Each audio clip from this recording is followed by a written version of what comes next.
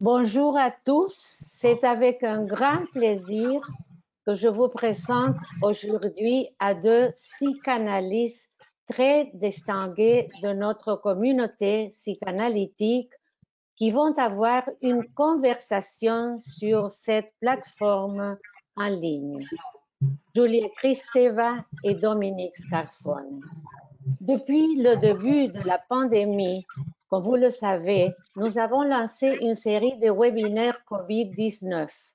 La présentation d'aujourd'hui fait partie de cette série, cette fois-ci sous un format différent. Nous allons assister à une conversation libre, sans présentation de travaux.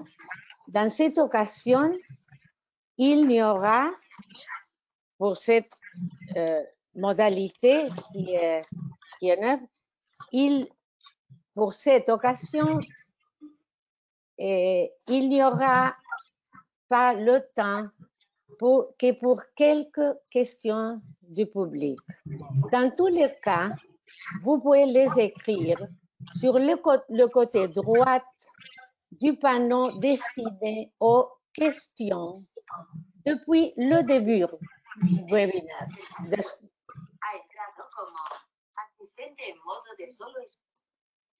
Avec Julia, nous avons prévu un déjeuner à la closerie des Lilas à Paris pour le 29 mars qui s'est vu annulé à cause de la pandémie. C'est l'histoire un peu de cette conversation d'aujourd'hui. Alors, on va se réunir aujourd'hui du sujet du COVID-19 en invitant à notre table à Dominique Scarfone, avec qui nous avons également partagé des espaces lors des congrès et des rencontres. J'ai imaginé cette rencontre comme une conversation entre collègues et je vous invite tous à nous rejoindre dans un climat de convivialité. Nous allons regretter les huîtres de la closerie, mais on gardera l'esprit de travail face à ce moment difficile où nous, en tant que psychanalystes, devons continuer à soutenir le processus de nos patients à distance pour le moment. Alors, selon notre lieu de vie, nous sommes à différents stades de la pandémie.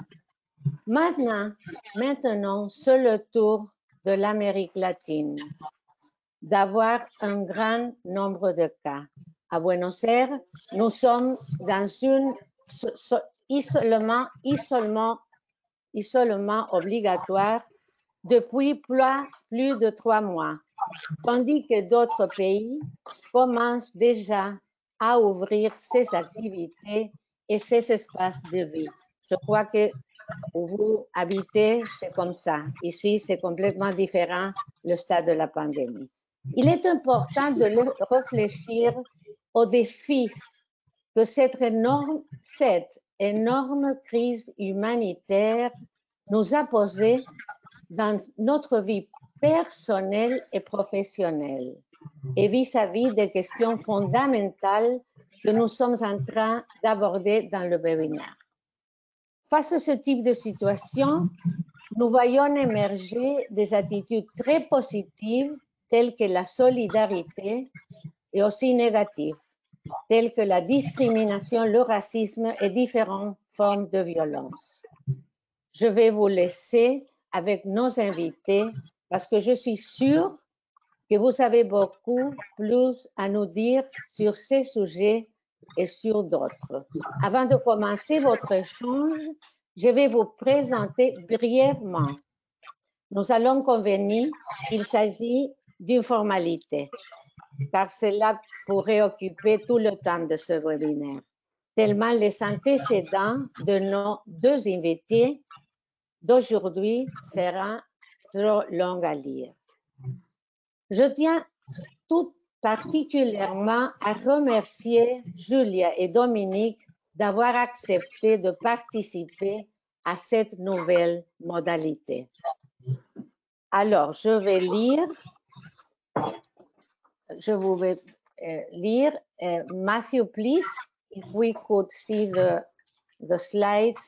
Oh, je m'excuse, ce webinaire serait un peu multilingual. Je vous lirai part de la biographie. Julia Kristeva est écrivain, psychanalyste et professeur émérite à l'Université Diderot, Paris 7. Elle est membre titulaire de la Société psychanalytique de Paris, SPP, et docteur honoris causa de nombreuses universités aux États-Unis, au Canada et en Europe. Commandeur de la Légion d'honneur, commandeur de l'Ordre national du mérite et premier lauréat du prix Holbert en décembre 2004. Kristeva a reçu le prix Hannah Arendt en décembre 2006, le prix Václav Havel en 2008. Comme vous savez, Julia est auteure d'une trentaine de livres et je ne mentionnerai que mes préférés. Elle a accepté que je vous dis mes préférences. La révolution du langage poétique, Histoire d'amour, Soleil noir, Le temps sensible, Proust et l'expérience littéraire et la trilogie Le génie féminin, Hannah Arendt, Mélanie Klein et Colette. Cet incroyable besoin de croire, Possession, Seule une femme, Thérèse mon amour, Pulsion du temps, L'horloge enchantée. Son travail a été publié en anglais. La plupart de ses livres sont disponibles dans les langues mondiales les plus courantes. Alors, ça, Dominique. Matthew, please, the next. Dominique Scarfone est médecin et psychanalyste, professeur honoraire au département de psychologie de l'Université de Montréal, analyste formateur à la Société et à l'Institut psychanalytique de Montréal, Société canadienne de psychanalyse affiliée à la IPA. Il dirige le séminaire continu Penser avec Freud à la Société psychanalytique de Montréal. Il a été rédacteur adjoint de l'International Journal of Psychoanalysis et siège présentement l'exécutif du collège de cette même revue. Il est également membre du comité de rédaction de Psychoanalytic Quarterly et des comités internationaux de plusieurs autres revues. J'avais le plaisir d'avoir Dominique pour une présentation au Congrès de Boston en discutant mon article. Maintenant,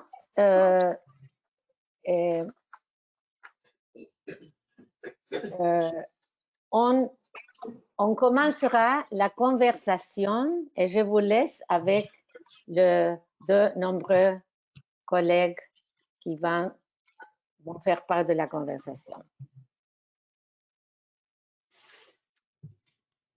Merci Virginia. Comme on avait convenu que c'est moi qui amorcerai la conversation, je m'exécute. Tout d'abord, merci à vous de cette invitation. C'est un plaisir et en même temps un honneur d'engager cette conversation avec Julia Kristeva, dont vous venez de faire une brève description de l'œuvre, de la contribution à la psychanalyse et à d'autres domaines. Ce que j'aimerais faire comme première observation, c'est que, évidemment, le sujet dont nous allons traiter, nous y sommes dedans, nous sommes encore dedans, et donc nous n'avons pas pu laisser jouer le temps de l'après-coup pour réfléchir de façon plus approfondie, disons, aux problèmes et aux questions que ça nous pose. Et donc, il faut accepter que c'est des opinions nécessairement provisoires qu'on peut formuler au moment actuel. et aussi qu'on ne peut évidemment pas, que ce soit maintenant ou plus tard, en parler en extériorité. Nous sommes dedans et donc nous ne pouvons en parler que du dedans. Et en tant que psychanalyste, à ça, nous sommes habitués. C'est-à-dire, quand nous parlons de notre expérience analytique, ce n'est jamais en surplomb non plus. Nous parlons toujours de l'intérieur de l'expérience puisque nous en faisons partie. Alors, ce qui moi, m'a beaucoup frappé dans l'expérience de cette pandémie et de tous les phénomènes attenants, c'est une première chose qui est une sorte d'ironie, si je peux dire, c'est-à-dire la réification que la pandémie a produite à propos de quelque chose que depuis Freud, depuis le projet de Freud, en fait, nous connaissons, c'est-à-dire comment dans la perception du Nebenmensch, de l'autre humain, il y a toujours deux aspects. L'aspect familier, les attributs, comme Freud les appelait, ou le prédicat, et cet aspect plus opaque, sombre, insaisissable, qu'il appelait das Ding, la chose, mais qui, à mon avis, pourrait tout aussi bien se dire comme l'énigmatique de l'autre, énigmatique qui, par essence, étant donné qu'on ne peut en saisir quoi que ce soit, se présente aussitôt comme une certaine menace.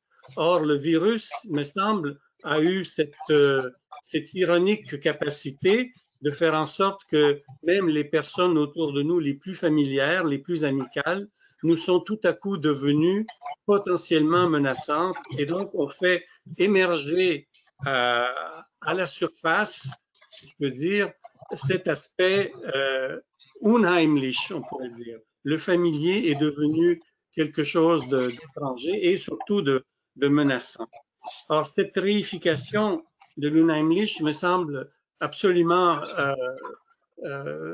importante à souligner comme étant un objet spécifique de la vision psychanalytique des choses, à savoir que nous, dans le fond, nous ne pouvons pas être tellement surpris de tous les phénomènes, tant les phénomènes positifs que les phénomènes très troublants qui se sont associés à la pandémie, puisque nous sommes déjà, si on peut dire, au courant du fait que l'autre familier cache toujours, sans que ce soit la volonté de personne, cache toujours l'autre inquiétant. Et donc, la question est maintenant comment porter cette pensée de l'inquiétant à propos de la pandémie et surtout comment situer notre position subjective devant ça.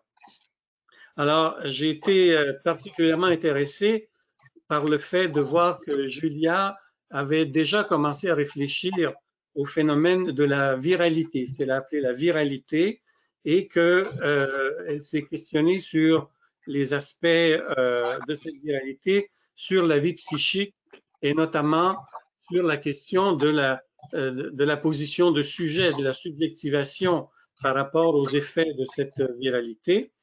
Et moi, de mon côté, j'ai pensé que la situation actuelle, puisque la viralité, elle existait avant la pandémie, mais de façon métaphorique sur l'Internet, ce qu'on appelle les médias sociaux, mal nommés à mon avis, mais cette viralité, donc, faisait en sorte de nous donner une nouvelle version de la psychologie de masse, étudiée par Freud dans son texte de 1921, comme tout le monde sait, cette psychologie de masse qui maintenant nous donne affaire à une masse à la fois beaucoup plus immense, beaucoup plus vaste et en même temps fragmentée et anonyme. Et comment je voulais peut-être entendre Julia, si la question la rejoint, l'intéresse, comment penser aujourd'hui cet effet de psychologie de masse devant les phénomènes associés à la pandémie et à la viralité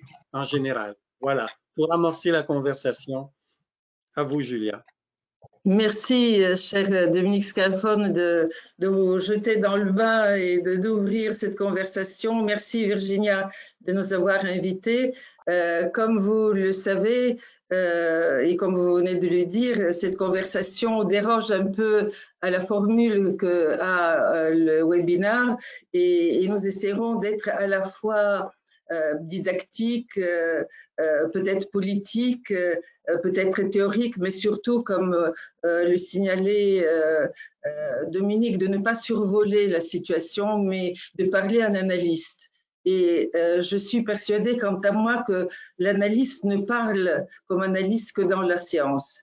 Et que tout le reste, et nous sommes obligés de participer à tout le reste, parce que nous sommes aussi l'homme et la femme sont des hommes politicones, nous sommes des êtres politiques, nous sommes obligés de participer au combat actuel, à cette épreuve actuelle.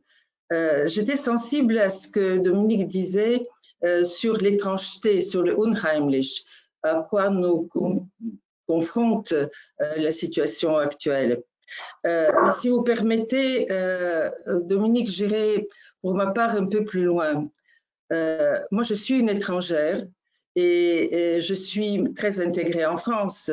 Virginia Hogarth l'a laissé entendre à travers mes publications et différentes implications pédagogiques, politiques, culturelles, etc.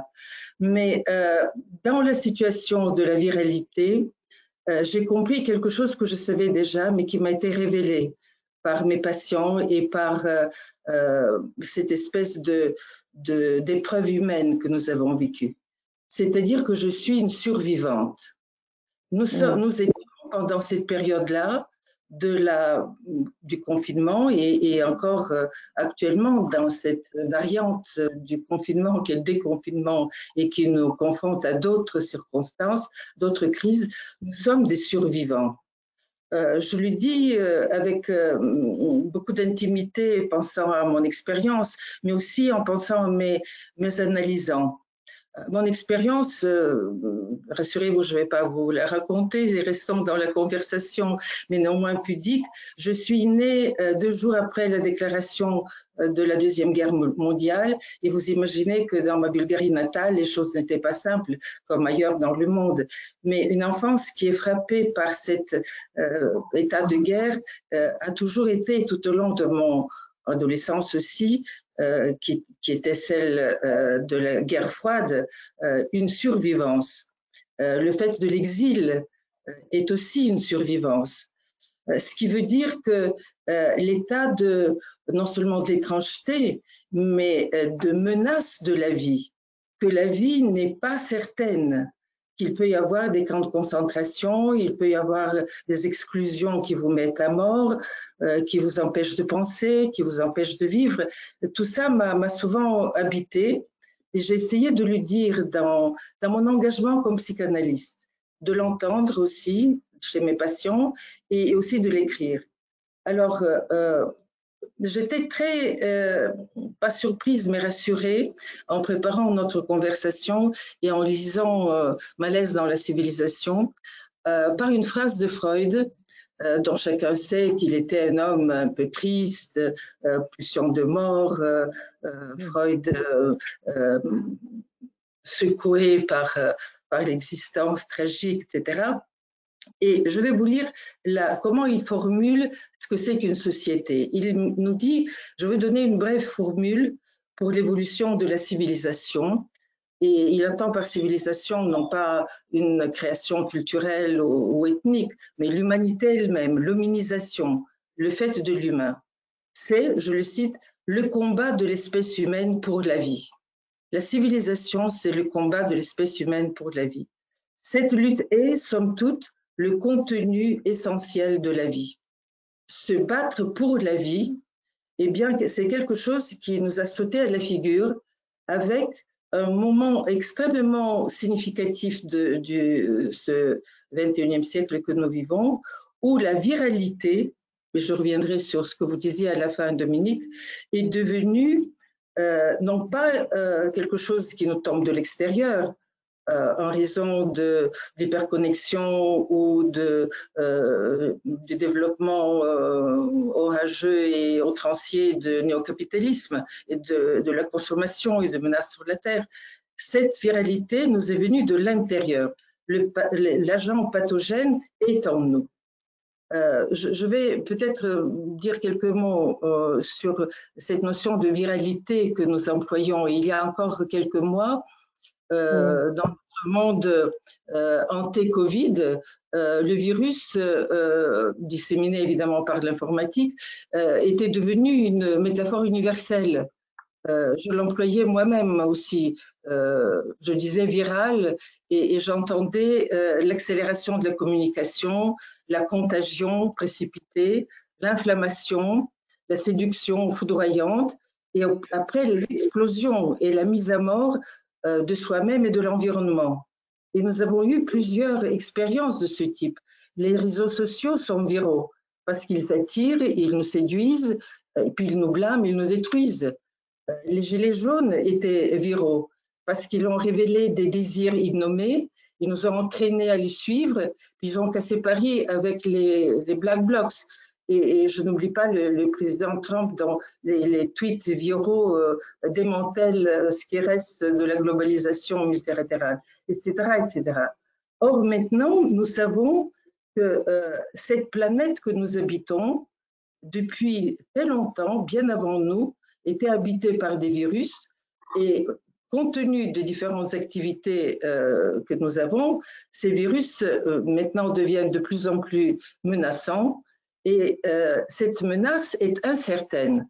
Et c'est ça qui interroge l'analyste.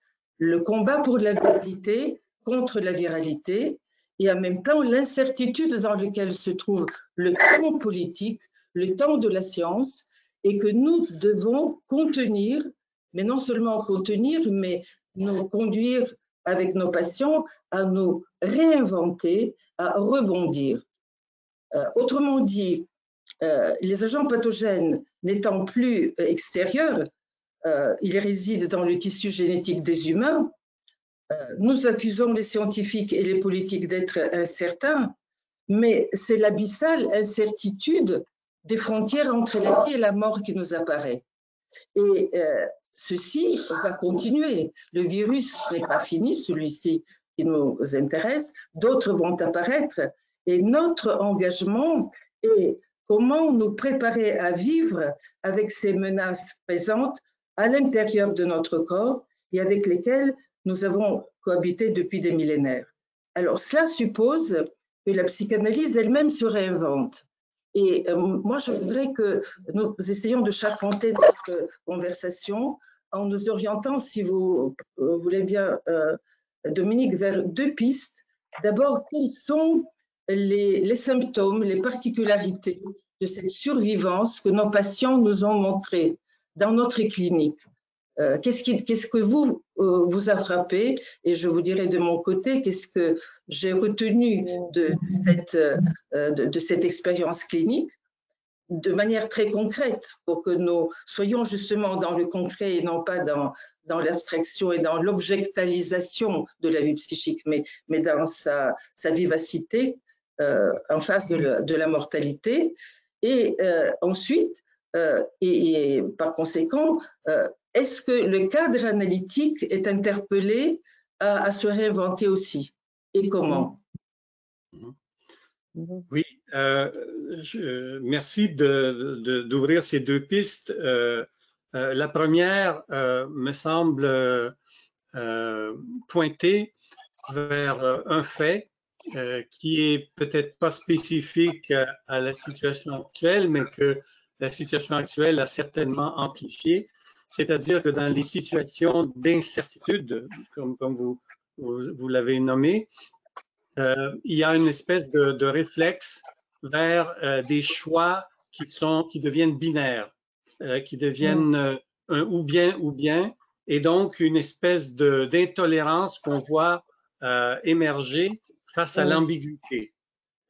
Or, s'il y a quelque chose, me semble-t-il, parmi les nombreux attributs de qu'est-ce que c'est que être un humain, c'est un être essentiellement ambigu.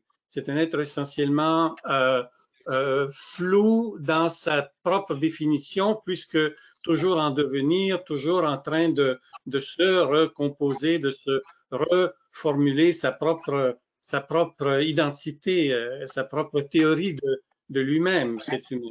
Donc, la tolérance à l'ambiguïté me semble quelque chose d'essentiel et me semble mise en danger par la pression du danger, par la pression de l'urgence, par la pression d'avoir à faire des choix. Et on sait combien il y a eu des choix que tant les gouvernements que les individus nous avons eu à faire au cours de la pandémie jusqu'ici et qui risquent bien souvent d'être trop tranchés, d'être trop drastiques, trop binaires et nous mettre, donc nous conforter dans ce côté de nous qui aimerait bien être du côté de la certitude.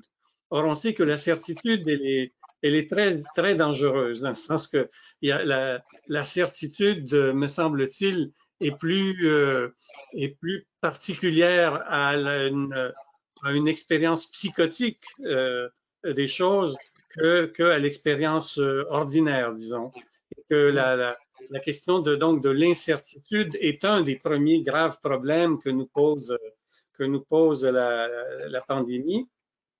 Et comment, en tant que psychanalyste, nous pouvons essayer nous-mêmes d'éviter de tomber dans ce piège de la recherche de la certitude et rester des amis, si je peux dire, de l'ambiguïté. Et évidemment, ça se reflète aussi dans notre écoute avec nos patients, et pas seulement, mais avec nos patients en particulier, c'est-à-dire comment garder cette écoute qui ne se laisse pas entraîner dans une compassion béate, je dirais, une compassion primaire qui est celle qui évidemment est suscitée par l'expérience de l'angoisse, du danger auquel nous sommes tous exposés et dont nous parlent nos patients. Comment rester dans une écoute que peut-être je nommerais apathique, comme Laurence Kahn a pu la nommer dans un de ses ouvrages récents, non pas apathique au sens de insensible, non pas apathique au sens d'endurci, mais bien pouvant maintenir la position d'écoute ouverte et ouverte surtout à l'ambiguïté, associée à ce que j'ai pu de mon côté nommer la passibilité, à la suite de Jean-François Lyotard, évidemment, la passibilité de l'analyste, c'est-à-dire la disponibilité, la readiness à la manière de Hamlet, tel que lu par Bonnefoy, la readiness qu'il a renommée disponibilité à un moment donné et non pas préparation. Et il me semble que c'est une de nos premières tâches qui est celle d'essayer de rester analyste, pas tellement en se souciant, à mon avis, des changements que la situation impose à notre cadre habituel, pas tellement du point de vue des aspects donc techniques, mais bien dans notre disposition interne.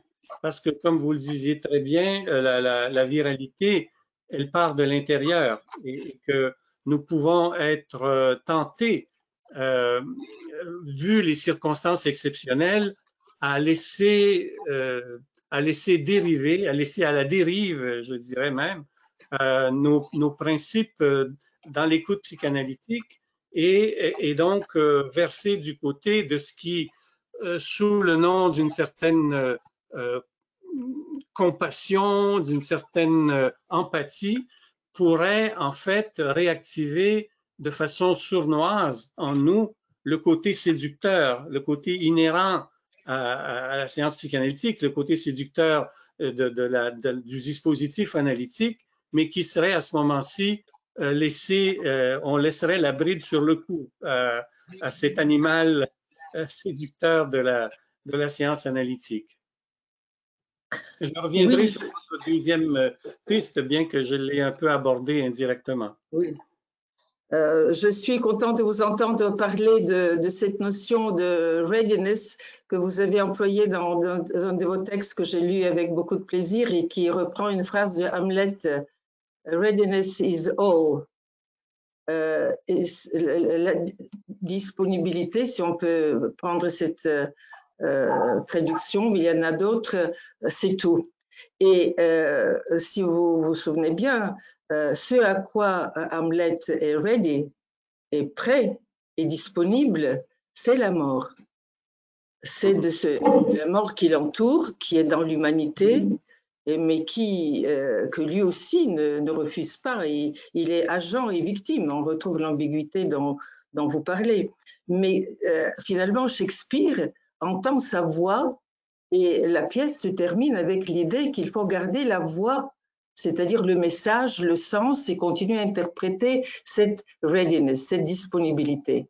Et je pense en effet que dans un monde viral qui tend à devenir binaire pour se défendre, la psychanalyse occupe une position extrême, atopique, on va dire, à l'extérieur de ce duo viralité-binarisme.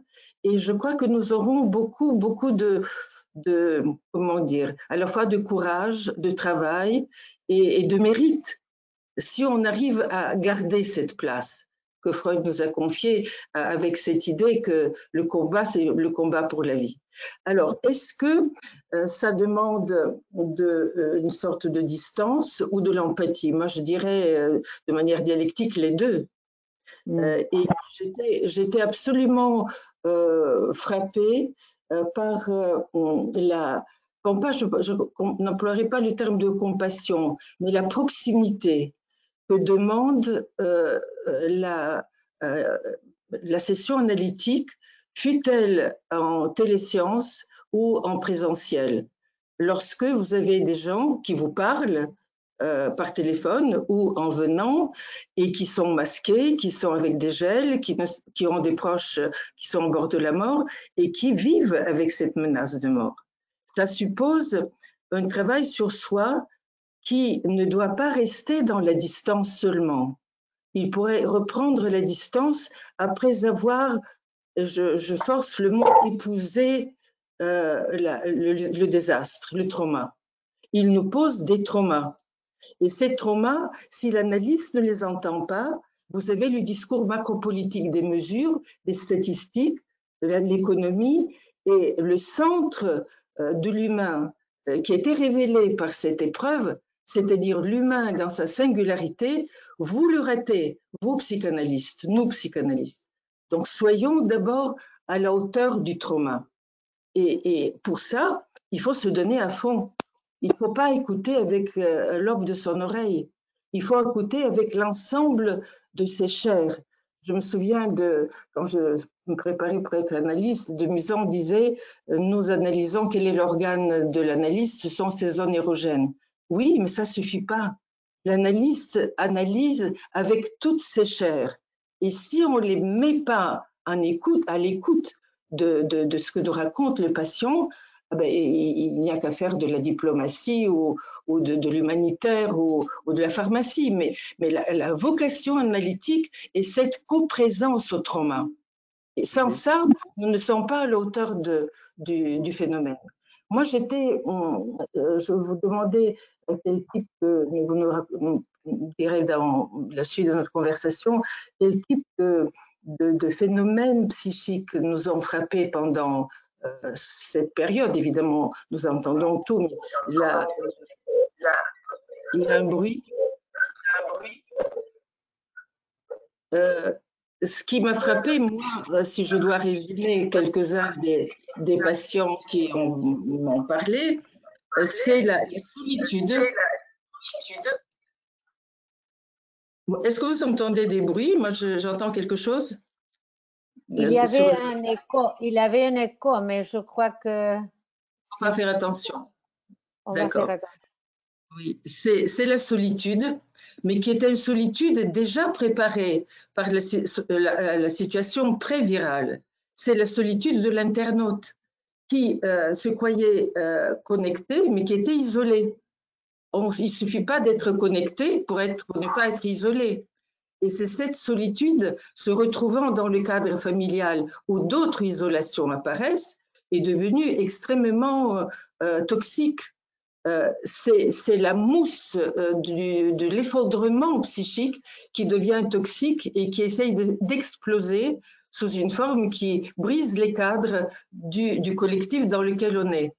Donc c'est cette solitude toxique en mousse, parce que fragmentée, pas consciente d'elle-même, qui vous échappe et qui vous saute à la figure, qu'ils essayaient de nous communiquer et que l'analyste que je suis, que j'étais pendant cette séance, a pu capter. Et l'autre, mais ça va dans le même sens, c'est ce que j'appellerais le noyau phobique central. Et ça me fait penser à un travail. Ce noyau phobique central est associé par certains collègues. Je suis en train de relire le travail de Ilse et Robert Barrand sur les perversions que nous allons republier dans la Revue française de psychanalyse, où ils parlent du rapport qu'il y a, et pour Freud aussi, mais c'est moins direct, on l'entend dans Moïse et le monothéisme, entre cette position phobique centrale et la néothénie, c'est-à-dire le fait que nous sommes nés inachevés et qu'il y a une sorte de fragilité co-substantielle, coexistentielle à l'être humain. Face à la maladie, face à l'épidémie, c'est cette néothénie, cette fragilité de l'humain qui, par la régression, s'est livré à l'analyste. Et moi j'ai essayé de l'entendre. C'est-à-dire que notre finitude d'humain nous fait penser au fait que nous sommes fragiles, que nous sommes infantiles, et cette dépendance de l'infantile s'est manifestée sous la forme d'une sorte d'inexistence, d'effondrement non pas mélancolique, d'effondrement phobique.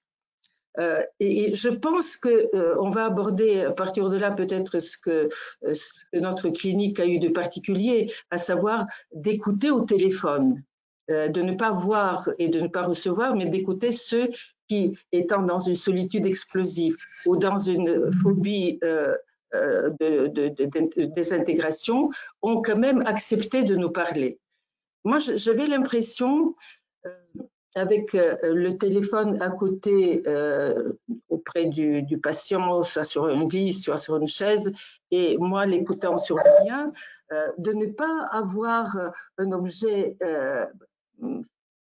comment pourrait-on dire, technique, quelque chose qui serait un outil de protection, un geste de protection comme ça artificiel, mais au contraire une membrane qui nous permet d'entrer par la voix du patient et par mon écoute dans ce trauma et d'essayer de l'entendre.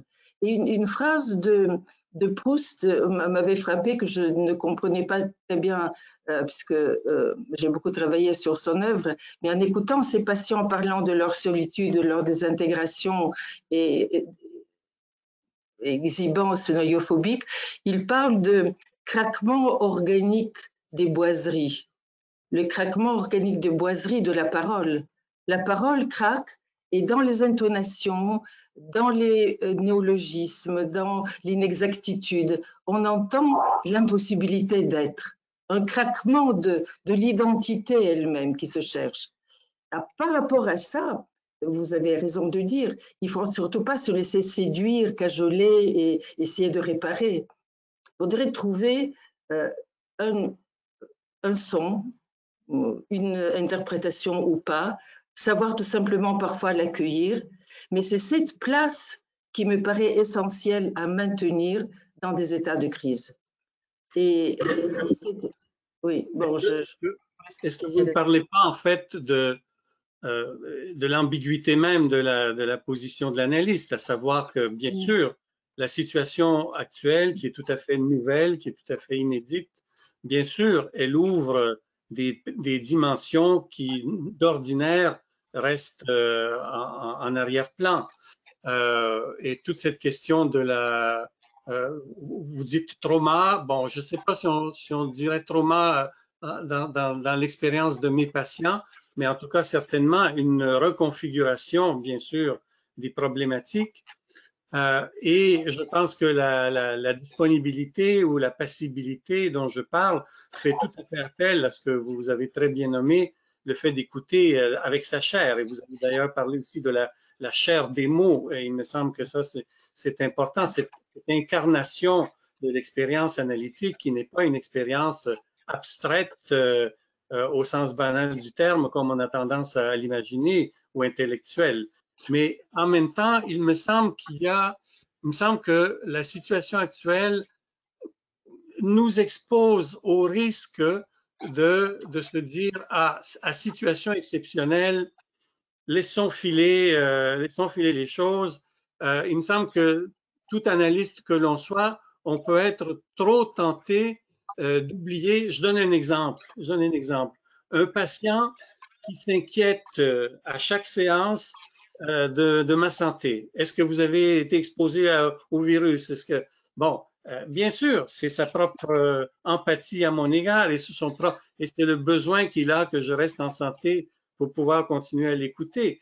Mais est-ce qu'il n'y a pas non plus là-dedans la possibilité, et j'entrerai pas dans les détails du cas, mais la possibilité qu'il y ait là aussi un transfert avec un souhait de mort à mon égard qui, bien sûr, n'est pas pensable au moment où il est formulé sous forme d'inquiétude, mais que je serais peut-être trop tenté d'ignorer, étant donné que l'apparente situation présente justifie à l'envie, justifie énormément ce questionnement répété. Comment allez-vous? Est-ce que vous êtes à l'abri du virus, etc. Vous voyez ce que je veux dire, dans le sens de, c'est là que j'appelle, c'est l'aspect qui, combiné à la disponibilité, combiné à la passibilité, qui veut dire passibilité, à l'origine, c'est un mot qui désigne être susceptible d'une expérience de douleur. Donc, bien sûr, l'analyste doit être capable de ça, sans quoi on est comme vous disiez, dans la diplomatie. Mais qu'en même temps, la situation, c'est un peu une mise en garde que je fais à moi-même. C'est-à-dire, la situation actuelle, avec son exceptionnalité, risque de me faire perdre de vue ce qui est d'habitude de plus présent à mon esprit, c'est-à-dire le fait que les souhaits inconscients, que les pulsions sont toujours à l'œuvre et qu'elles peuvent profiter très bien de la situation pour se faufiler sous des airs d'empathie et d'authentique souci, qu'ils sont en même temps. Et c'est là le retour à l'ambiguïté dont je parlais. Mais je crois qu'on est d'accord avec d'autres vocabulaires. Quand je dis que j'entends le trauma, je ne dis pas que les gens parlent forcément de leur trauma, mais j'entends le trauma potentiel dans ce qu'ils disent. Par exemple, une patiente qui ne m'a jamais parlé du fait que sa mère était folle, mais qu'elle avait une mère difficile, commence à me raconter des détails de cette folie.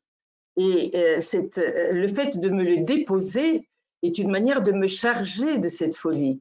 Donc, il y a un acte de confiance, mais aussi d'agressivité. Je l'entends que, voilà, prenez ça tenez ça et débrouillez-vous avec ça. Il y a une grande... L'inconscient n'est pas qu'un appel de contenance. L'inconscient est un appel pour la désintégration de celui qui va contenir. Donc, toute cette ambiguïté de la relation analytique devient d'autant plus aiguë. Et ce qui fait que l'impression que nous avons, moi en tout cas j'avais, était de me donner à fond à la fois dans l'écoute et dans l'interprétation, dans la mise en élucidation de l'acte agressif qui habite le patient et qui m'est déposé. C'était très sensible aussi de la part de notre patient dont j'entends parler en supervision, qui est en position absolument idéalisante de son analyste, mais qui, en revenant après les écoutes par téléphone, trouve que les produits qu'il emploie pour assainir sont tuants, toxiques, etc. Et donc, c'est une manière de dire à son analyste, vous êtes toxique, vous êtes tuant et je ne vous supporte pas. Donc, cette ambiguïté, il faut l'entendre. Et quand nous l'entendons, nous ne sommes ni dans la contenance, ni dans le déni. Quelques-uns de mes amis l'ASP m'ont dit, mais on est sorti du confort. Moi, je pense qu'on n'est jamais été dans le confort. Si on est analyste, on n'est jamais dans le confort. Mais là, il y avait un appel à la vitalité de l'analyste, à sa capacité de s'identifier avec le trauma et de la traverser, que Freud nous demande quand il nous dit le combat de l'espèce humaine pour la vie. Il faut entendre la chute, la désintégration, mais allons, et là je vais prendre un autre exemple littéraire parce que ça me paraît à la fois moins technique et peut-être plus parlant, essayons de faire de ce trauma une expérience intérieure. C'est ça le rôle de l'analyste, c'est là la subjectivation. Et à chaque fois, il faut trouver une métaphore, un récit, ne rien dire, etc., pour que ce trauma devienne une expérience intérieure. Et qu'est-ce que l'expérience intérieure? Je donne la définition de Georges Bataille que vous connaissez parce que vous êtes un grand connaisseur aussi à travers la planche et autres de la littérature française vous-même. C'est l'approbation de la vie jusque dans la mort. L'expérience, l'approbation de la vie jusque dans la mort. Et ça suppose quoi, dit Bataille? Ça suppose une contestation permanente. Il faudrait que nous entendions quand le patient parle, y compris quand il se plaint, ou quand il nous complimente, ou quand il nous attaque, que c'est une contestation qu'il nous amène. Parce que ces gens qui sont... Je vais faire une apologie de l'analyse dans ce monde viral. Quand quelqu'un accepte de faire une analyse, c'est qu'il conteste son repli sur soi, il conteste les modèles qu'on lui donne, et il nous demande de trouver d'autres modèles, c'est-à-dire des modèles ouverts. C'est une contestation permanente de retrait en soi et une ouverture vers l'autre qu'ils ne connaissent pas. Il y a de l'autre, mais il ne sait pas qui il est. Et vu que l'autre est incertain, nous, ce que nous donnons dans ce cheminement incertain, c'est le provisoire de l'interprétation, mais c'est ouvert et ça reviendra et ça va continuer. Et je suis là. Je suis là et je participe. Voilà, à cette expérience intérieure. Je pense que c'est la leçon, en tout cas pour moi, de cette expérience que le Covid nous a imposée. Et la psychanalyse est dans un lieu privilégié. Essayons d'être à la hauteur de cela. Alors, ce que je disais à propos de la technique, je pensais plutôt au débat que nous avons entre est-ce qu'il faut accepter de faire ce travail-là par téléphone. Moi, je dis oui quand il n'y a pas d'autre solution, provisoirement et avec le mode de vie d'aujourd'hui qui balance à travers le monde nos collègues souvent, etc. Mais essayons de voir aussi le côté agressif de cette utilisation, interprétons-le et surtout n'abandonnons jamais le présentiel. L'analyse se fait par le présentiel. C'est-à-dire qu'il faudrait maintenir le cadre parce que j'analyse avec la chair des mots, mais avec tous mes sens. Louis, Colette le disait, le plus abstrait, le plus intellectuel des sens. La voix est très corporelle, mais ça ne suffit pas. La position, les gestes, nous que nous voyons maintenant, nous communiquons mieux que par SMS, l'odeur du cabinet et la sensation qui contient la désintégration, qui est l'élément contrephobique, pas seulement contenant, mais poussant la phobie vers une incarnation nouvelle, donc vers une transformation, vers une interprétation à travers le corps de l'autre. Vous voyez, moi qui suis lacanienne, je suis pour le lacanisme incarné. C'est par le corps de l'autre que passe le signifiant. Donc maintenant, le présentiel à tout prix. Et que le reste devient possible. Il ne faut pas diaboliser le remote analysis, mais que ce soit pis-aller et qu'on essaye de voir des deux côtés l'éclipse de l'humain et la possibilité de survie. Je vous suis tout à fait là-dessus et je me disais que, comme pour toute autre chose, la pandémie a été un amplificateur, a été quelque chose qui a mis à plus fort grossissement la caricature de communication qui était devenue, que ce qui est devenu et qui est encore toutes ces possibilités techniques par Internet et autres, et que si on peut espérer quelque chose de cette expérience, c'est le désir qui se manifeste dans d'autres domaines que le nôtre aussi, le désir de revenir à quelque chose de plus simple, de plus proche, y compris même au niveau de la consommation, par exemple, en se rendant compte que la globalisation, les fruits et légumes qui nous viennent de l'autre côté de la planète, que c'est peut-être pas la meilleure idée au monde, et que la proximité et donc l'expérience du voisinage est beaucoup plus fondamentale, beaucoup plus essentielle qu'on était porté à le penser quand tout apparemment allait relativement bien. Et donc qu'il y a ce nouveau visage de la corporéité, parce qu'il s'agit, comme vous dites très bien, de faire jouer toutes les dimensions sensorielles de l'expérience analytique et en même temps de nous confronter à la présence du corps comme comportant le risque de cette présence qui est évité. Il y a un aspect contraphobique, je pense, que vous mentionniez, qui est dans la relation à distance, c'est qu'il y a moins de danger de passage à l'acte corporel, je dirais. Et donc, il y a une espèce d'évitement là du danger qui doit pourtant être constamment présent pour que quelque chose du drame psychanalytique, si je peux l'appeler comme ça, prenne corps et prenne vraiment des dimensions suffisamment fortes pour non seulement nous inquiéter, mais surtout nous inciter à voir combien nous sommes engagés dans la relation transférentielle. Alors, c'est sûr que la décorporéisation, si je peux dire ça comme ça, que nous procure l'analyse à distance est un vrai problème. On peut continuer comme un pis-aller, comme vous dites, on peut continuer et dans certaines situations, même en dehors de la pandémie, il est possible qu'on soit obligé de faire l'analyse à distance. Je pense à une collègue américaine qui a fait une magnifique présentation il y a 2 ans à Chicago où elle parle d'une analyse avec un patient qu'elle a commencé à voir aux États-Unis, mais qui a ensuite dû retourner dans son pays en Inde. Et le patient voulait absolument continuer. Alors, elle fait depuis une analyse à distance, à longue distance.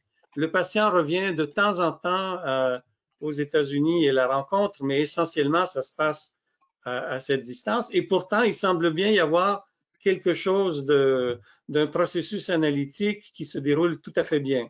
Donc, je dis, ça se peut aussi en temps normal, mais qu'évidemment, la plupart du temps, il faut tenir compte de cette présence corporelle avec tout ce qu'elle interroge au-delà du langage aussi, hein, parce que le corps ne peut pas se réduire au langage et que l'expérience analytique à distance risque trop de nous faire nous en tenir. Oui, le grain de la voix continue à être présent, mais ça risque trop de nous faire nous en tenir à la seule parole et à oublier l'importance de cette présence non langagière qui peut être à la fois séductrice, mais aussi inquiétante de ce corps qui ne se laisse pas totalement traduire en langage. Et donc, il me semble qu'effectivement, je vous suis tout à fait de ce point de vue-là. La question qui se pose aussi, me semble, avec la corporéité, c'est évidemment que dans l'abstraction de la relation à distance, on risque de perdre aussi temporairement de vue quelque chose qui pourtant se présente dans les mots, c'est-à-dire la question que vous aviez abordée tout à l'heure en mentionnant à quoi s'exposait la readiness d'Hamlet, c'est-à-dire la mort et la mortalité. Hein, vous avez mentionné dans une conversation précédente qu'on a eue comment c'est la passagèreté dont il faut aussi se préoccuper. J'aimerais vous entendre un peu là-dessus. Oui, mais écoutez, j'ai travaillé bizarrement, vous voyez, on se rencontre sans le vouloir et nous sommes destinés à nous rencontrer grâce à Virginia aujourd'hui. J'avais relu Hamlet à cause de Dostoïevski. Parce que un des personnages de Dostoïevski le cite, etc. Et ce passage, Readiness is all, conduit en effet à penser à la mort. Et à partir de là, qu'est-ce qui s'ouvre? Il s'ouvre une phrase que je ne saurais dire en anglais shakespearien, mais il est question de s'identifier avec la pauvreté et de penser à la justice. Et c'est très, ça nous ouvre du côté des implications éthiques de notre démarche. Et je dis qu'il n'y a pas de politique de la psychanalyse, mais la psychanalyse est dans le politique. Et quand nous travaillons sur cette subjectivation, affirmation de la vie jusque dans la mort, et que nous essayons de réveiller une subjectivité en contestation de son repli et en mouvement vers autrui, eh bien, nous affrontons à la vulnérabilité, à la pauvreté, c'est le terme mal, au handicap, au féminin, compris dans le sens archaïque du terme, et contre lesquels se sont déchaînées beaucoup de crises de ce noyau phobique qui explosait en manie anti-femme, etc. On va peut-être y revenir. Et donc, il y a cette espèce de prise en compte de la vulnérabilité sous toutes ses formes et en même temps, les questions de la justice, c'est-à-dire construire une nouvelle éthique. Une éthique qui n'est pas fondée sur les normes, bien que les normes soient toujours sous-jacentes et il est impossible de sortir du binaire puisque le langage est binaire. Les phonologues ont montré que sans le binarisme, il n'y a pas papa, maman, et chaise, et pèse, etc. Donc, tout est fait avec des discrétions binaires. Mais l'éthique, contrairement à la morale qui est fondée sur des normes duelles, l'éthique est fondée sur des choix. J'ai le droit de choisir. Et c'est le degré zéro de la liberté. Alors, la liberté n'est pas une notion analytique. Moi, j'ai fait il y a quelques années une conférence au Canada, justement, on m'a demandé de parler de liberté et psychanalyse, et j'ai fouillé partout. Freud pense surtout au fait que l'humanité, dans le refoulement, essaye de se restreindre les libertés pour se protéger. Il y a le refoulement, il y a le surmoi, et la liberté est vue comme transgression. Eh bien, il y a ces dimensions-là, mais il y a les dimensions créativité, il y a la dimension innovation, il y a une dimension ajustement, et il y a ces dimensions que Simone de Beauvoir, et ça me permet de parler des femmes, parce que Virginia pensait qu'on va parler aussi de féminicide en temps de Covid. Simone de Beauvoir disait que la liberté, c'est les capacités de se transcender pas forcément en haut, mais à côté, avec les autres. Et donc, c'est ces dimensions que l'analyste, non pas formule, mais pratique avec l'analysant. Parce qu'il se transcende dans l'autre et il demande à l'autre, au patient de se transcender en lui. On instaure une altérité, une mutualité à travers le langage. Et cette capacité comme valeur ultime, d'après Covid, une mutualité est possible. Allez-y, je suis là et on va encourager cette mutualité. Je crois que c'est ça qu'on donne comme forme de liberté modeste, minimale, atomique, mais pas virale, qui résiste à la viralité. Ou plutôt qui ne résiste pas, mais qui la repousse, qui repousse et la virilité et l'effondrement. Alors, peut-être 2 mots, nous sommes arrivés presque à la fin de notre temps parce qu'il y aura des questions. Non, parmi cette explosion du noyau phobique en maniaque et en homicide, a pris la forme d'aggravation de féminicide, semble-t-il, en temps d'épidémie. Alors, 1001 explications de cela, on ne pourra pas les épuiser, mais je voudrais rejoindre cette question à la question du care, du soin. Le care qui est devenu un concept social grâce aux sociologues britanniques Michael et Margaret Rustin et Arnold Alfred, bon, j'oublie son nom, qui ont pris le concept kleinien de réparation et ont demandé à l'État d'être plus sensible, plus émotif et plus gratifiant, donner des bourses, budgétariser maintenant les plus faibles, etc. Eh bien, dans le contexte du Covid et dans les familles, on va dire banales, si ça existe, le care tombe souvent comme besoin, comme nécessité, comme acte effectué par les femmes, les mères de famille. Et cette situation-là donne au féminin une sorte de valeur, de position d'autorité qui n'existe pas ailleurs et qui se confronte à ce noyau phobique des autres participants de la famille qui se sentent écrasés par cette emprise de care féminin.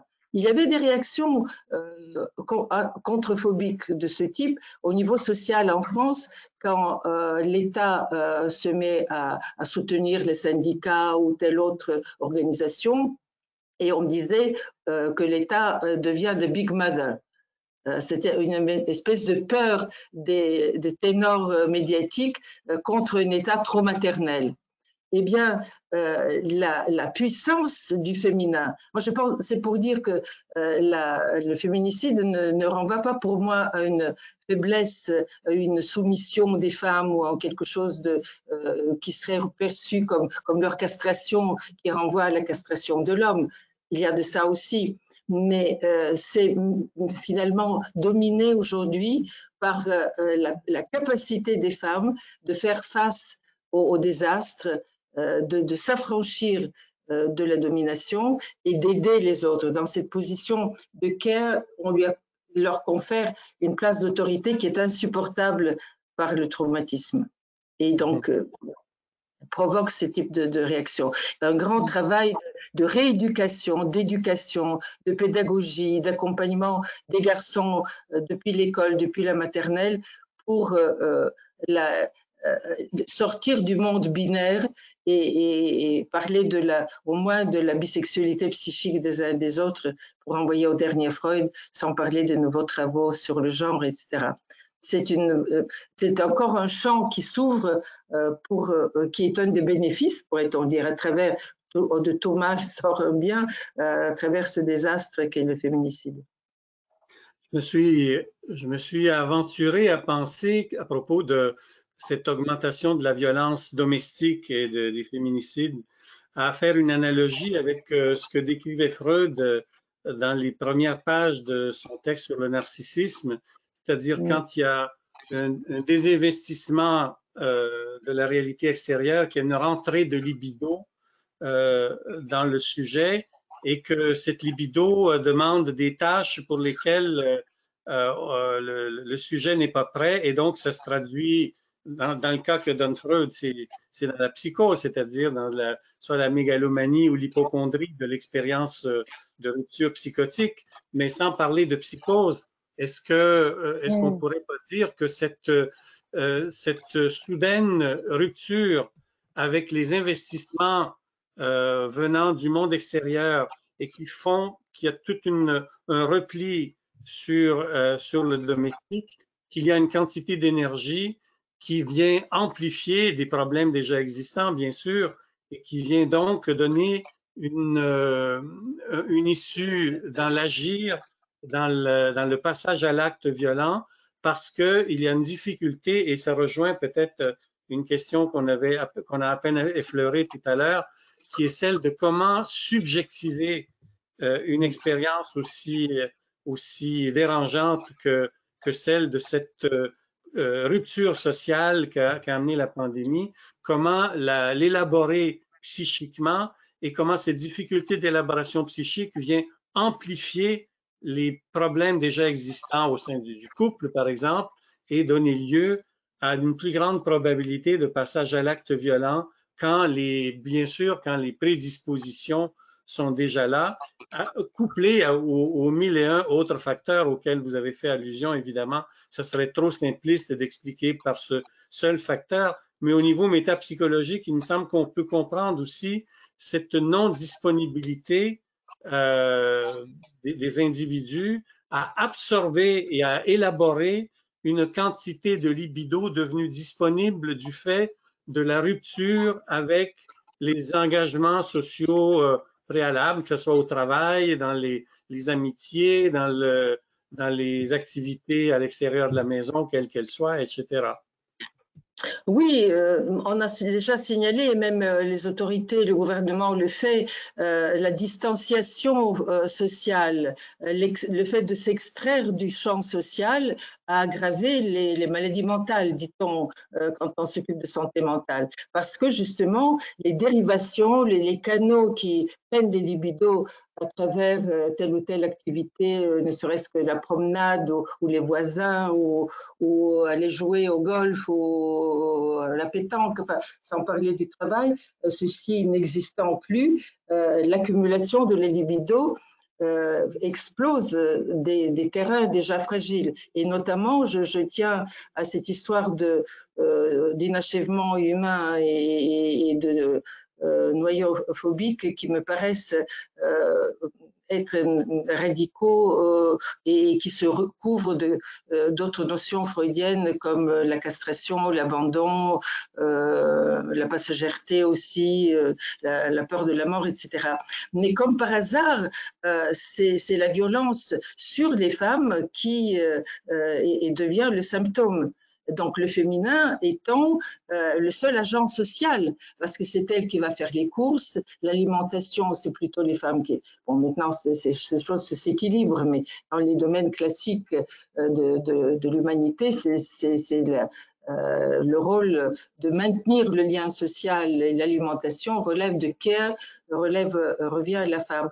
Et c'est cette topicalisation encore du féminin comme agent de la société attire la violence. Cette dimension est à prendre en considération.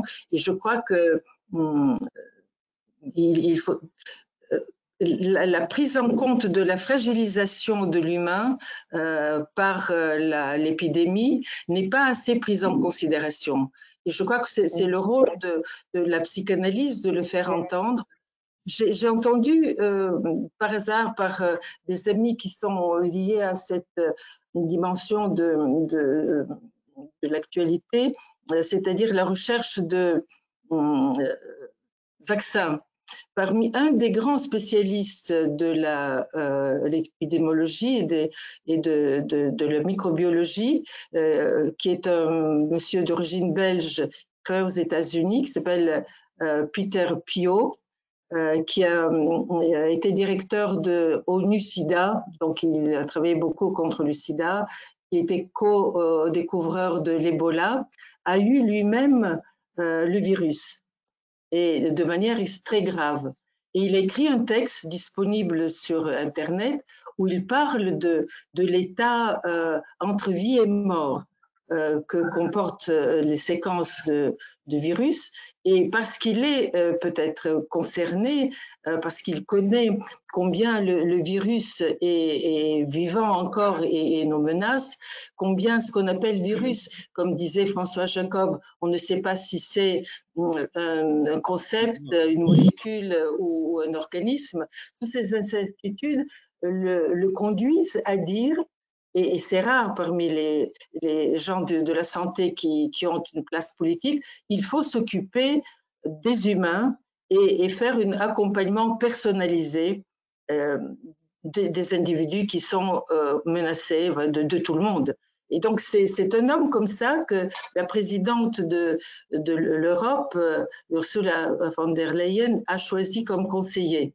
je me disais que nous, psychanalystes, on peut aller plus en avant et conseiller cette prise en charge de type psychanalytique, évidemment avec toutes les adaptations que cette psychanalyse peut avoir dans certains centres, certains lieux de vie. Je parle à des maisons d'adolescents ou des maisons des seniors, etc. Notre écoute peut mettre en évidence cette fragilité et lui permettre de se subjectiver dans une plus belle longévité. Merci. Je vais vous interrompre parce que si nous faisons de la place pour quelques questions, 2 ou 3, c'est l'heure. Vous êtes d'accord? Vous êtes d'accord. Merci, merci beaucoup. On pourrait continuer pour 1 heure, 2 heures de plus parce que cet échange est très intéressant et à la fois mobilisateur. Comme je l'ai dit au début, nous avons un espace très limité pour les questions et nous en retiendrons que quelques-unes. Nous nous excusons auprès de tous ceux qui vont être laissés de côté, mais nous le ferons enregistrer, nous les aurons et ils nous feront sûrement continuer à réfléchir. Vous voulez que je pose 1 ou 2 ou 3 et vous si vous pouvez, je veux lire la première. On y va. La première, c'est un commentaire et une question. Je pense qu'il est devenu nécessaire de penser à nouveau la place qu'occupe la vie communautaire dans les séances et le fait de vivre dans le même contexte que nos patients. Et la demande est si nous avons appris quelque chose de l'expérience de COVID. C'est la première. Vous voulez que je lise des autres ou vous voulez dire brièvement quelque chose à propos de cette question? Comme vous voulez. Peut-être qu'on répond à chacune. Qu'est-ce que vous pensez, Dominique? On oui, prend les questions une après l'autre. Oui, une après l'autre, oui. Je vais lire une après l'autre. Je vais lire 3. Et non, mais on répond à chaque, on répond à chacune, on va les oublier. non, mais je pense la question communautaire, qu'on vit dans la même communauté. Oui, c'est ce qu'on disait tout à l'heure aussi. On est dans un contexte global, donc on vit dans une nation et dans l'humanité à travers Internet. Nous partageons le même destin social. Je crois que c'est à ça qu'on répondait. La viralité n'est pas un phénomène intime. Il devient intime dans un contexte qui est le même. Je suis aussi menacée, peut-être même plus comme personne à risque à mon âge que le patient de 30 ans. Mais on est dans la même épreuve humanitaire et ça donne à la psychanalyse une portée, ce que j'appelais à la fin de notre conversation, éthique, qui peut intéresser l'humanité, n'exagérons pas, mais au moins quelques acteurs du champ politique pour mettre la personne au centre du projet politique. Et la question était, est-ce que nous avons appris quelque chose à propos de la vie dans la pandémie, à propos de l'importance de la vie communautaire? Je crois qu'il a répondu. Oui. Dominique, vous voulez dire quelque chose? De façon paradoxale en même temps, parce que ça nous a rappelé, peut-être en avions-nous besoin, mais peut-être pas, ça nous a rappelé que nous sommes tous mortels et que nous sommes tous exposés au même danger. Mais en même temps, ça a rendu, comme je disais au début, la situation paradoxale parce que même les gens les plus proches de nous, il a fallu nous en protéger. Et ça, c'est une expérience tout à fait inédite parce qu'on aurait cru qu'on peut recevoir nos enfants, c'est nos enfants, ils ne sont pas dangereux, etc. Eh bien non, il faut s'abstenir de recevoir nos enfants à dîner parce qu'ils ils peuvent, à leur insu, être des porteurs asymptomatiques et ainsi de suite. Donc, ça nous met dans une situation très particulière, très inédite. Donc, oui, ça, je pense que ça, en tout cas, ce que ça crée en moi, je peux parler à titre personnel, c'est comme un appel d'air, un appel très fort pour et un souhait de retourner le plus vite possible à une communauté vivante et de proximité qui nous manque terriblement, mais ça nous a fait faire l'expérience d'une étrange situation où même nos êtres les plus chers, s'ils ne vivaient pas sous le même toit que nous, sont devenus des dangers potentiels. Et donc, l'aspect de la communauté, disons, on en a fait l'épreuve par le négatif. Mais est-ce que, je vais vous contredire, est-ce que le psychanalyste n'est pas là parce qu'il sait que l'autre est dangereux? Oui, oui, c'est ce que je disais au début. Est-ce qu'on apprend, quand on vient se plaindre parce qu'on n'a pas de libido ou parce qu'on a peur, c'est parce qu'il a peur de l'autre. L'idée de la peur d'autrui est aussi coextensive à l'existence humaine que notre passagèreté. Alors, la psychanalyse était prête à comprendre cela. Évidemment, cette dangerosité de l'autre peut prendre des formes liberticides. On ne peut pas s'embrasser, on ne peut pas sortir, mais le fait de savoir qu'il y a des limites, qu'il y a des dangers dans l'altérité, si vous ne le savez pas, ce n'est pas la peine de sortir dans la rue.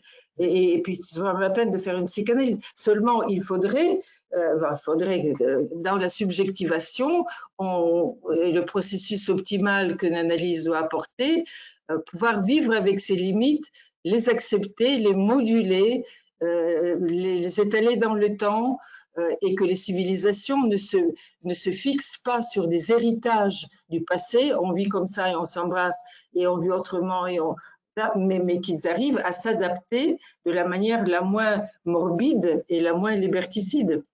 C'est à ça que nous sommes exposés, comment vivre avec la menace que nous avons créée, que nous, par le consumérisme, par l'hyperlibéralisme, par l'écologie dévastatrice, et comment vivre avec ça en acceptant certaines limites. Moi, dans un entretien, j'avais dit que les questions, c'est la solitude, la mortalité, le néoténie et les limites. On n'a pas parlé des limites, mais la place des limites, la place des contraintes est quelque chose qui font partie du pacte social et que nous devons à la fois accepter et en même temps mettre le haut là pour que ça ne devienne pas un totalitarisme. Et voilà, c'est cette dialectique, encore une fois, comme vous disiez, entre le proche et le lointain, la vie et la mort, ces incertitudes que nous élaborons en permanence et sont données comme des dogmes, nous les élaborons dans leur évolutivité. Je ne crois pas que nous disions le contraire. Comme je disais au début, je crois que la pandémie a eu le mérite, entre guillemets, de nous révéler ce que la psychanalyse sait depuis toujours, depuis Freud, mais qui généralement, disons, passe à l'arrière-plan. Quand on rencontre des amis, des êtres chers, on ne pense pas à la chose, on ne pense pas à l'étrangèreté à l'intérieur de l'autre connu et aimé.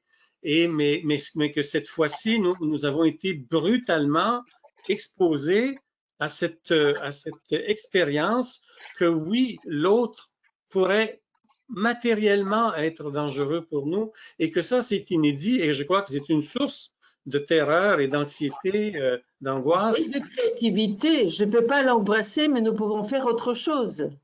Oui, bien entendu. Moi, je suis pas optimiste, pessimiste. On peut faire autre chose. Il y a des familles qui ont très bien, famille ou groupe ou couple, etc., qui se sont effondrées et d'autres qui ont trouvé d'autres formes de communion. Mais bien sûr. L'humanité a la vie insoupçonnable. Parions sur la vie. Oui, bien sûr. J'ai deux questions qui, je crois qu'elles se mettent dans la ligne. La première, c'est l'hyperconnexion a effacé les traces d'un registre singulier de la subjectivité de chacun. L'hyperconnexion nous a fait croire que nous étions un ensemble homogène en possédant les objets que le marketing a offerts comme icônes qui promettaient une appartenance. Comment pourrions-nous, je crois que c'est les analystes, récupérer le registre subjectif de chacun de nous-mêmes? Et il y a une autre question. Pourquoi pensez-vous, et il se répète, il me dit ici, que le virus vient de l'intérieur de l'homme?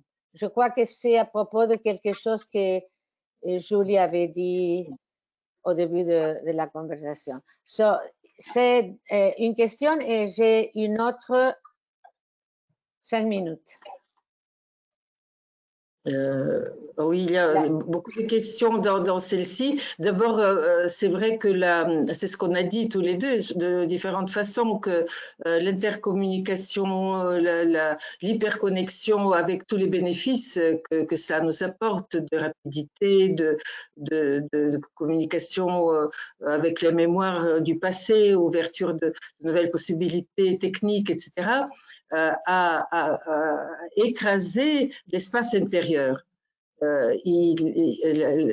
On est réduit à un clic et à une rapidité d'expression, et la dimension avec les affects, les pulsions de vie et de mort, les catastrophes individuelles, l'intimité impartageable se réduit de plus en plus. C'est pour ça que la psychanalyse est le lieu, l'antidote, pas le vaccin, mais j'appelle moi le contrefort qui repousse cette mousse de solitude toxique et enragée qu'est l'intériorité de l'internaute le plus symptomatique, celui qui devient raciste, qui devient antisémite, qui devient toxique et pense à la vengeance, etc. Alors, les personnes qui sont capables de cette expérience que nous, par notre existence, nous sollicitons, mais c'est eux qui viennent, c'est leur désir qui compte, et c'est deux désirs qui se rencontrent quand on fait le pacte analytique. Ce ne sont pas des personnes passives qui acceptent un travail qu'on leur impose. Ils sont de passage, et ils ont le sentiment de la passagèreté, et ce sont justement ceux qui sont persuadés, qui parient sur la possibilité de rebondir. Donc, d'une certaine manière, nos analysants sont des héros survivants de cette banalisation que provoque l'hyperconnexion. C'est à la psychanalyse de se montrer capable d'être à la hauteur de leurs demandes et de leur ouvrir des voies qu'ils méconnaissent en principe. Alors, pourquoi je dis que le virus est à l'intérieur? Parce que d'abord, ils étaient là avant nous, donc ils sont extérieurs évidemment à l'humanité, mais ils accompagnent notre évolution, et il est fort probable, comme le disent diverses sciences, que la déforestation, la mise à mort de certaines espèces, tous les bouleversements écologiques, la globalisation, tous ces phénomènes le néocapitalisme sauvage, toutes ces inégalités, pauvreté abyssale qui se creusent, font que la viralité apparaît plus qu'auparavant à la surface de l'humanité, et ces ravages sont immédiatement communiqués, deviennent affolants et pathétiques. Donc, cette viralité va continuer, parce que l'homme est l'acteur, participe à cette révélation, à cette existence des virus, que je dis qu'ils sont déjà intérieurs à nous. Et puis, il y a le deuxième moment où ils sont intérieurs à nous. Peut-être que vous et moi, on est des porteurs asymptomatiques, et nous sommes quand même en alerte par rapport à cette présence à l'intérieur de nous de cette pandémie. La menace est en nous de ce point de vue aussi. Dominique, tu veux dire quelque chose et après on lit. Je vous lis un controverse. Je crois que c'est controversial la prochaine. Je ne peux pas ne pas penser à la viralité du sexuel, hein, du sexuel transmis par la séduction originaire. Je pense à la planche, comment la planche l'a théorisé. Comment donc il y a un aspect de la contagion du nouveau-né dans l'état de néothénie dont parlait Julia tout à l'heure, qui est nécessaire et inévitable et qui fait en sorte que cette contagion, cette viralité, elle a toujours existé, sans même parler des virus matériels, biologiques. Il y a donc cette viralité qui est là avant même qu'on arrive au monde et qui va nous contaminer dès la naissance et qui fait en sorte que justement cet autre est quelqu'un à la fois du côté du care, c'est le Nebenmensch, c'est l'autre secourable, et c'est l'autre tout autre, comme dirait l'autre, qui est qui est porteur donc de cette chose étrangère. Mais je voulais brièvement revenir à la question de la subjectivité et l'hyperconnectivité et la subjectivité. Ça me semble important de souligner cet aspect-là, comment cette hyperconnectivité, et comme le disait très bien Julia, être connecté, ça ne veut pas dire qu'on est sorti de la solitude. Il y a donc, à mon avis, une surenchère qui se fait à ce moment-là du côté de ce qu'on pourrait appeler la psychologie de masse, comme je le disais au début, c'est-à-dire une subjectivité et même une apparente intersubjectivité, mais qui n'est pas la vraie subjectivité, qui est une sorte d'aliénation dans une pensée, dans un prêt-à-penser, dans un préfabriqué, dans les théories de complot et ainsi de suite, qui nous entraîne vers une apparence de pensée, une apparence de subjectivité. Et dans un travail que je suis en train de terminer en ce moment, j'ai commencé à sentir la nécessité d'opter plutôt que pour subjectivité, puisqu'il y a cette possible fausse subjectivité, que peut-être nous devrions parler de quelque chose qui a été introduit dans les années 60 par Eliane Valency-Lévy, la subjectalité. De parler plutôt de subjectalité.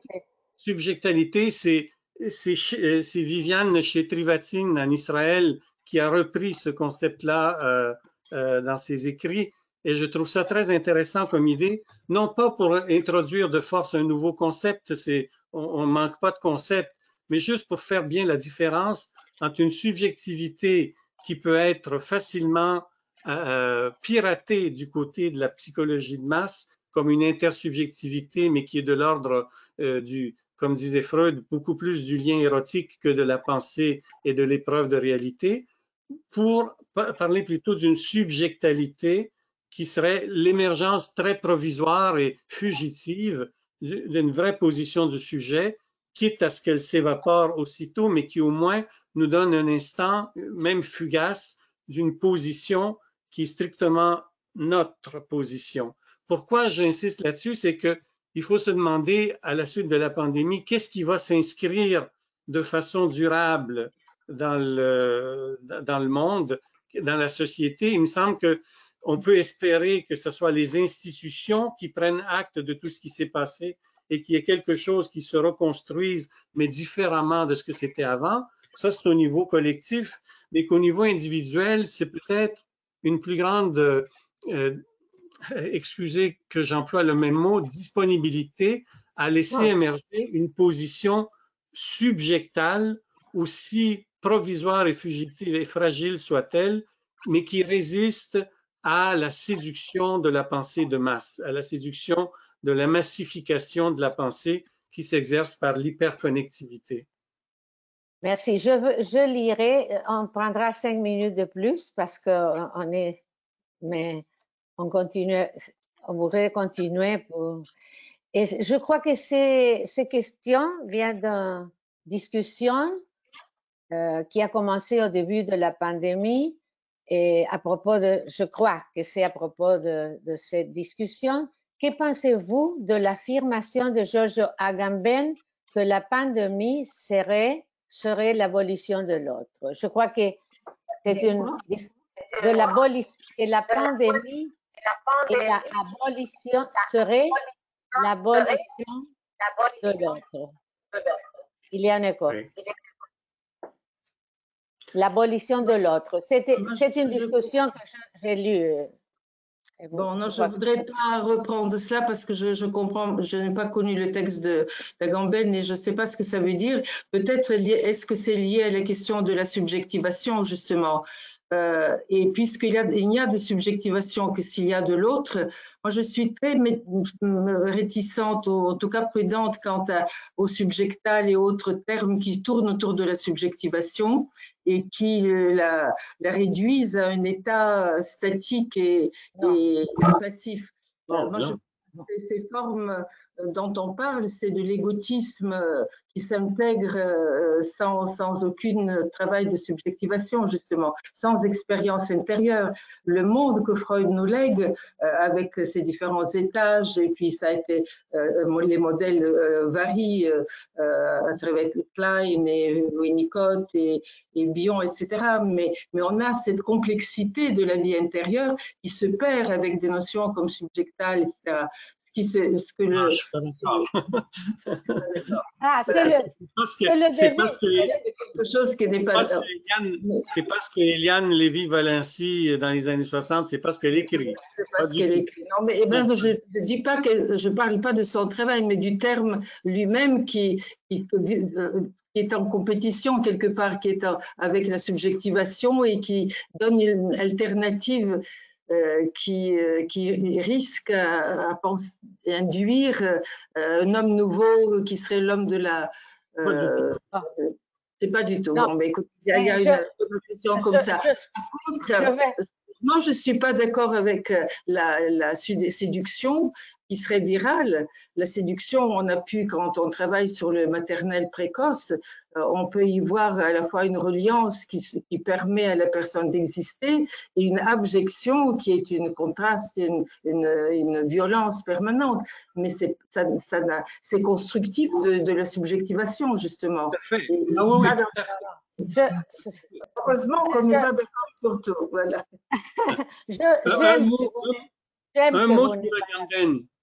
Un mot sur Agamben, parce que j'ai lu les interventions qu'il a faites sur l'épidémie.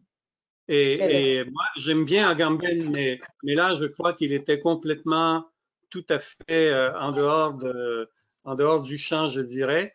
Il a commencé par être négationniste, de dire que c'est une épidémie inventée. Et ensuite, il a essayé de rattraper en disant qu'on l'a mal compris. Et je crois que, bon, évidemment, il aurait pu très bien nous mettre en garde contre le danger que les mésusages du pouvoir, des pouvoirs publics à l'occasion de la pandémie pourraient nous conduire du côté de ce qu'il a nommé la vie nue, mais que, comme Jean-Luc Nancy le lui a fait bien savoir, il y a un véritable danger ici. Et heureusement qu'il y a la santé publique. Alors, je crois qu'Agamben a raté son coup cette fois-là, si je peux me permettre. Non, je suis d'accord parce que j'ai lu les Séchants et Esposito et Nancy en répondant. Malheureusement, parce que c'est très. Vous avez parlé à propos de la vitalité et j'ai compris la vitalité comme part de la disponibilité ou de readiness, c'est par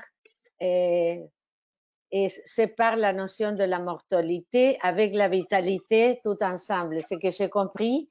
Et malheureusement, il est temps de mettre à fin cette conversation. Comme je n'ai pas reçu les impressions, mais j'ai senti, j'ai expérimenté que c'était passionnante. Et je crois qu'il témoigne cette conversation d'une psychanalyse vivante et ouverte à de nouvelles idées. Je crois que c'était fondamental. Une psychanalyste qui est aussi présente à l'heure de partager des espaces de réflexion comme le fait aujourd'hui, dans un moment où le monde entier vit une situation aussi difficile.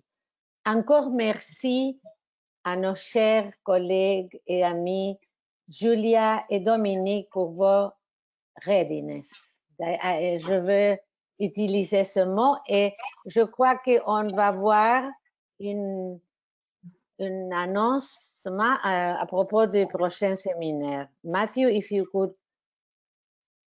if we could have the, yeah. C'est le prochain webinaire, vendredi 19 juin. Je le lis en espagnol parce que ce sera en espagnol. On a décidé d'avoir un webinaire en différentes langues. Adolescencia en tiempos de COVID-19 avec Esther Aznar, Roosevelt Cazorla, Mónica Borheimer et Guillermo Bodner.